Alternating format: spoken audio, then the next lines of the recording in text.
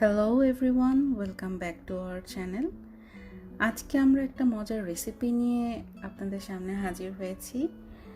আর এই রেসিপিটা হচ্ছে গ্রিক একটি ট্র্যাডিশনাল ফুড, মোসাকা বলে থাকে। এবং আমরা যখন গ্রিসে ট্রিপে গিয়েছিলাম তখন আমরা এই ট্র্যাডিশনাল ফুডটা খেয়েছি এবং মনে হয়েছে বাসায় আসার পরে এটা না করলেই না।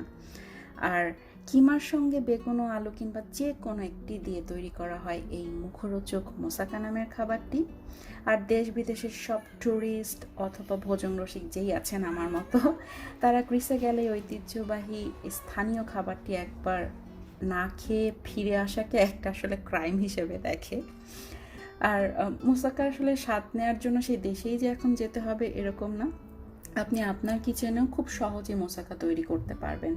এবং আজকে আমরা এটি ইফতারে তৈরি করছি, কারণ আমাদের ইফতার আসলে হতে হতে দেখা যায় আমাদের ডিনারের টাইম হয়ে গিয়েছে। ঠিক ওই সময়টা 8:30 এরকম বাড়তে বাড়তে 10:30 9:30। তো ওটা যেহেতু একটা ডিনারের সময়, আমরা একটু ভারী খাবার দিয়ে ইফতারি করি।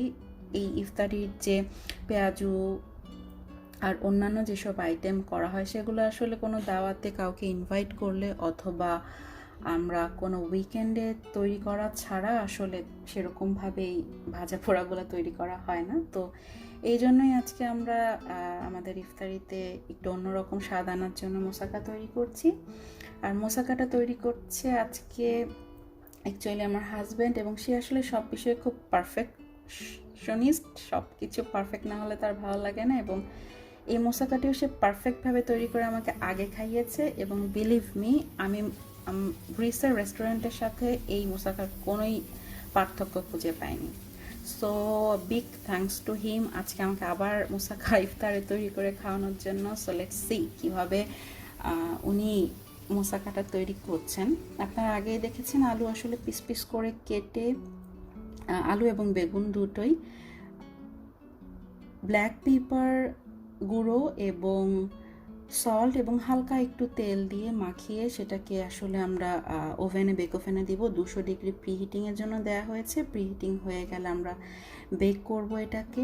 এবং সাথে আমরা বেকিংয়ের পাশে যেসব জিনিস কিমার সাথে দেওয়ার জন্য লাগবে, আমরা অনিয়ন নিয়েছি 3টা, ক্যাপসিকাম হাফ নিয়েছি 2 কালারের। আপনারা চাইলে আরও কালারফুল করার জন্য অনেক কালার নিতে পারেন। যেহেতু কোয়ারেন্টাইন সময় আমরা আমাদের স্টকের জিনিস দিয়ে চেষ্টা করেছি আজকের পরিবেশনাটি করার জন্য। তো পেঁয়াজগুলো কাটা হচ্ছে এবং এগুলো ইনগ্রিডিয়েন্টসগুলো আসলে কিমা আমরা দিব, যেটা মোসাকার ভিতরে থাকে যে ইনগ্রিডিয়েন্টসগুলো সেটা প্রিপেয়ার করার জন্য, এবং সেটা আসলে কিমা।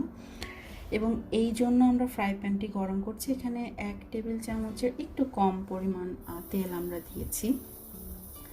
এখন আমরা সব পেঁয়াজটা ভালো করে ভেজে তাতে আমরা মেনলি কিমাটা দিব। কিমা রান্না করার জন্য আসলে এখনকার এই প্রিপারেশনটা অলরেডি আমরা আমাদের পটেটোটা বেক ওভেনে ঢুকিয়ে দিয়েছি। যারা বেক ওভেন ইউজ করতে চান না পটেটো ভাজার জন্য বা বেক করার জন্য, তারা ফ্রাই প্যানও করতে পারেন, কিন্তু ফ্রাই প্যানে আসলে ভাজলে একটু তেল বেশি লাগে। বেক করলে তুলনামূলকভাবে কম তেলে হয়ে যায়, এবং যেটা আসলে আমরা মনে করি সবাই জানে স্বাস্থ্যকর।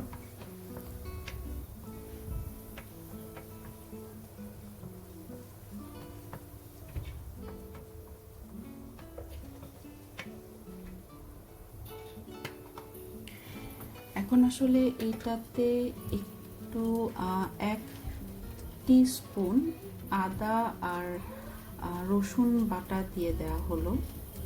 তারপর একটু নাড়া হবে।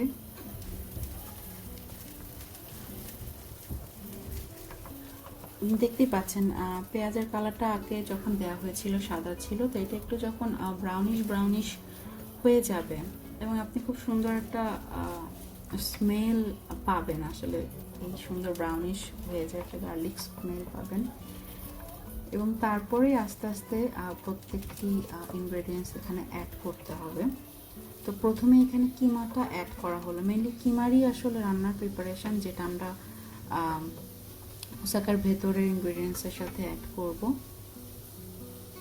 তো এই কিমা এই রান্না করার মাঝখানে আসলে আমরা কি কি দিয়েছি, কিমাতে আসলে দেওয়া হবে মেনলি 1 টিস্পুন আমরা মরিচের গুঁড়ো দিব, 1 স্পুন আমরা জিরার গুঁড়ো দিব, স্বাদ মতো আপনারা লবণ দেবেন, আর আগে তো আপনারা তেলটা দিয়েছিনি। অনেকে আসলে এই পুরো প্রিপারেশন অলিভ অয়েল ইউজ করতে পছন্দ করেন, আমরা অলিভ অয়েলটা ইউজ করিনি, আমরা সয়াবিন তেল ইউজ করেছি। কেউ চাইলে অলিভ অয়েল ইউজ করতে পারে, সেটাও খুব হেলদি হবে।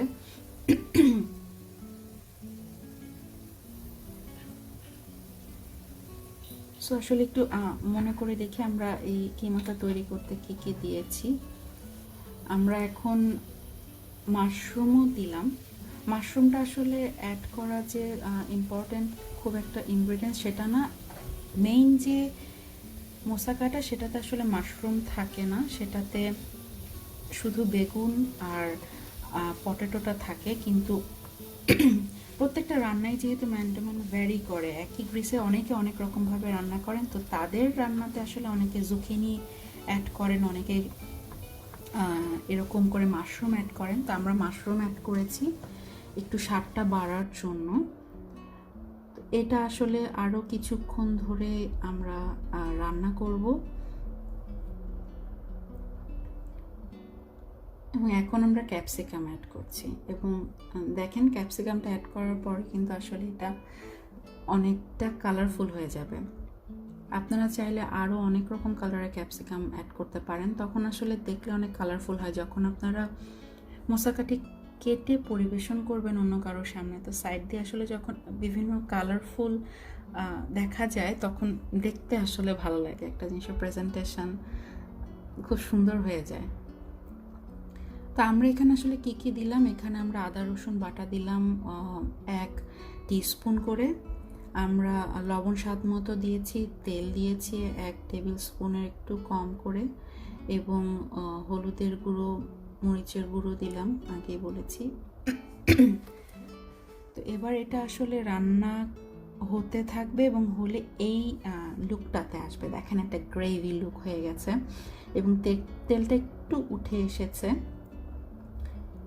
মাশরুম এবং ক্যাপসিকামগুলো অ্যাড করাতে দেখেন শুধু কিমা দিলে একরকম লাগতো, কিন্তু অনেকগুলো ইনগ্রেডিয়েন্টস যখন দিলেন তখন দেখতেও কিন্তু আসলে ভালো লাগছে। আর পাশাপাশি আমার মনে হয় আমরা একটু বেগুনটাও বেক করতে হবে। আলুটা অলরেডি বেক হয়ে গেছে এবং দেখছেন অল্প তেলেই আসলে খুব সুন্দর করে বেক হয়েছে। আমরা তেল কিন্তু বেশি দেইনি, আগেই বলেছি তেল দিয়েছি 1 টিস্পুন তেল দিয়েছি। অলিভ অয়েল ইউজ করতে পারেন, আমরা সয়াবিন তেল ইউজ করেছি এবং কি সুন্দর একটা লুক এসেছে। এবং আলুটা ঠিক যেভাবে আমরা মিক্স করেছি, ব্ল্যাক পেপার পাউডার, স্বাদ মতো সল্ট এবং 1 টিস্পুন তেল দিয়ে ঠিক সেভাবেই বেগুনটাও আমরা মিক্স করেছি। এবং পটেটোটা ঠিক যেভাবে সাজিয়ে দিয়েছিলাম সবখানে সমানভাবে তাপ লাগার জন্য, বেগুনটাও ঠিক একইভাবে আমরা সাজাবো, কারণ যখন আমরা এটা বেক ওভেনে দিব আপনারা জানেন তাহলে সবটাতে ঠিকভাবে করে হিট যেন লাগে এবং সুন্দরভাবে বেক হয়, এজন্য এরকম করে দেয়া।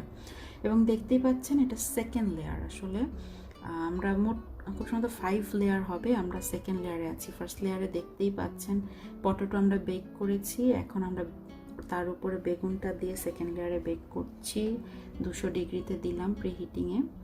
আর এখনও কি করছে,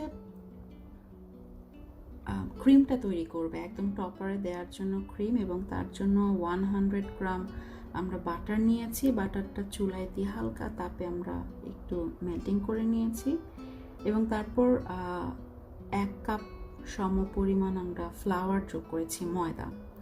এবং এখানে 1 লিটার মিল্ক লাগবে, কিন্তু মিল্কটা একসাথে ঢেলে দিলে হবে না, মিল্কটা আসলে আস্তে আস্তে করে অল্প আঁচে রেখে একটু একটু করে মেলাতে হবে এবং মিলিয়ে সাথে সাথে মিক্স করতে হবে, ঠিক এইভাবে। এবং দেখেন খুব সুন্দর করে মিক্সিং করছে।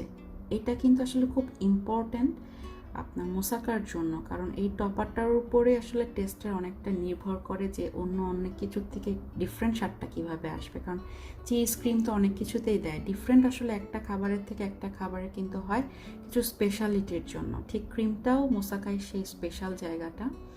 এবং দেখেন ঠিক এইরকম ঘন হবার পরে আমরা এখানে 2টা ডিমের কুসুম, সাদা অংশটা কিন্তু না, হলুদ অংশটা আমরা অ্যাড করব এবং কি সুন্দর একটা ইয়েলো কালার চলে এসছে এবং বলাই বাহুল্য, খুব সুন্দর একটা স্মেল আসলে। এবং এখানে ব্ল্যাক পেপারের পাউডারটা যখন দিবেন, এটা আসলে অন্যরকম একটা সুঘ্রাণ এনে দিয়েছে, আমি মনে করি করতে গেলে বুঝতে পারবেন। এবং হালকা আছে, কিন্তু একদমই হালকা আছে, এটাকে নাড়তে হবে, এমন একটি অবস্থায় নিয়ে যেতে হবে যেন খুব শক্ত হয়েও না যায়, জমাট বেঁধে না যায়, এবং খুব পাতলাও না থাকে।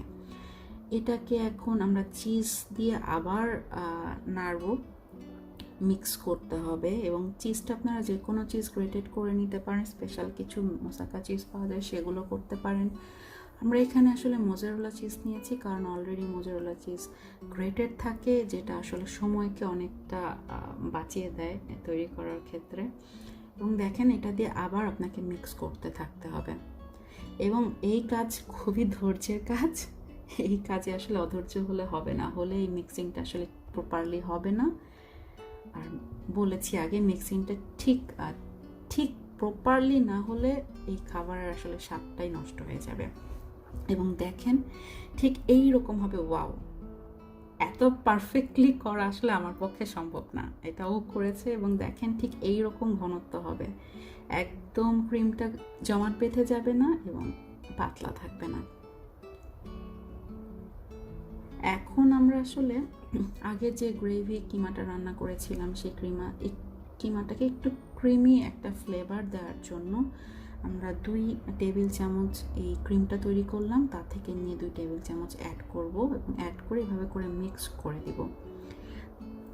ভেতরে থাকলে কিন্তু আসলে জিনিসটা অন্যরকম টেস্ট হবে, আপনার একটা গ্রেভি, একটা ক্রিমি একটা বিষয়ও আসে, এই কারণে এই মিক্সিংটা হয়।